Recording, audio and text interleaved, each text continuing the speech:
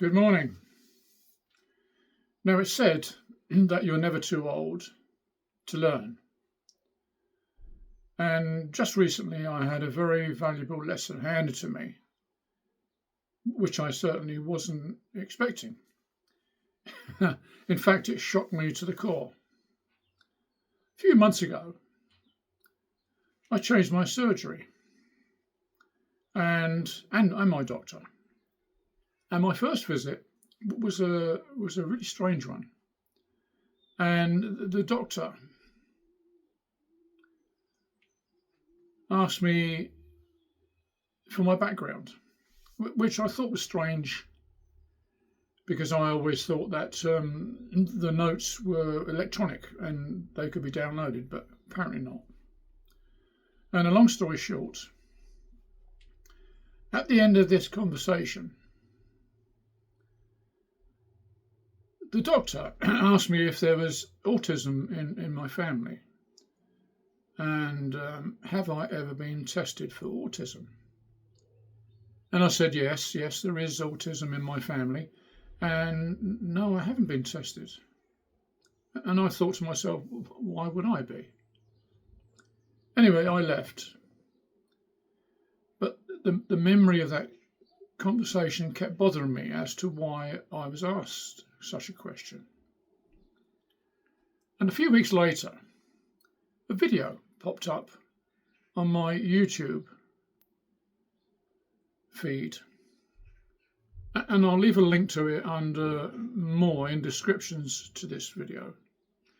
And I must confess it was a bit of a revelation. Now, I've always known since I was a boy that I was different from other people. But I still functioned in life, even though I couldn't hold down a job for very long, because I resisted authority, especially male authority. So the only alternative was self-employment, and that was my only option. And even that brought its own problems with bossy people and many crooks. Some of those crooks in extended family. And personally, you can lead me anywhere and I will follow. But don't push me, because if you do, I'll rebel big time. Anyway, I took the test. And I must confess, I was gobsmacked, to say the least. And I was gobsmacked at how many boxes I ticked, and I can assure you it was a great deal of them. And when I say gobsmacked, that's an understatement. But it explains everything about me, from a boy to a man to an old man. And it's as if I've just put the last piece of a giant jigsaw in place, and also corrected many pieces in the wrong places. That's how it felt to me. And researching late diagnosed autism is really mind-boggling, because there are so many people who are equally gobsmacked as I am. Having said that, I'm trying not to let it change my life, because I've grown accustomed to who I am, and I'm just very, very grateful for being informed that I'm not alone. And for me, that means the world. It isn't such a cruel place after all. Having said that, I've had all the insults and jibes you can imagine. I've always been seen by other people as a loner, a weirdo, a maverick, freak, outsider, heretic, aloof, strange, standoffish, and even a psycho. And I've heard them all, and over the years they've taken their toll, of course.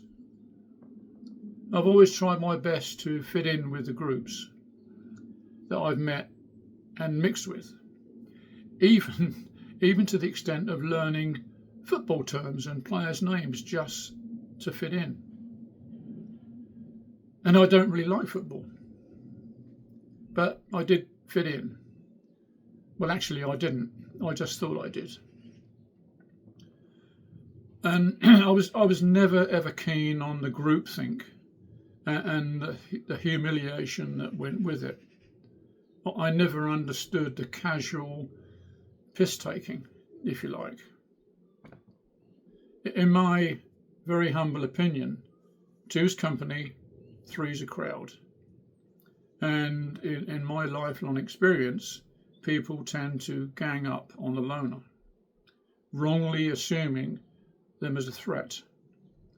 We're not. We're just different. Why don't people accept that?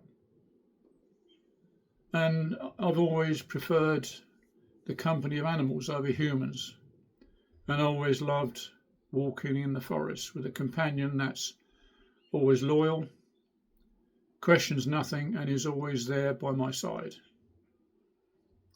And today, or just recently, I have been told I have a significant birthday coming up, and I should celebrate it with friends and family. Now,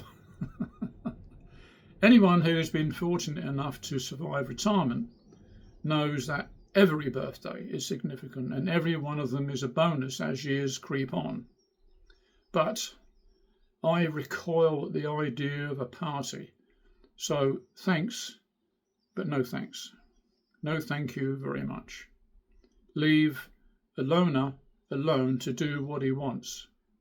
And the best present you can give me is understanding. So thank you for listening to a very, very late learner. By the way, this took me a whole day to write down to perfect what I wanted to say. And hopefully I got it right, because I'm on very unfamiliar ground here. Thank you for listening. Bye-bye.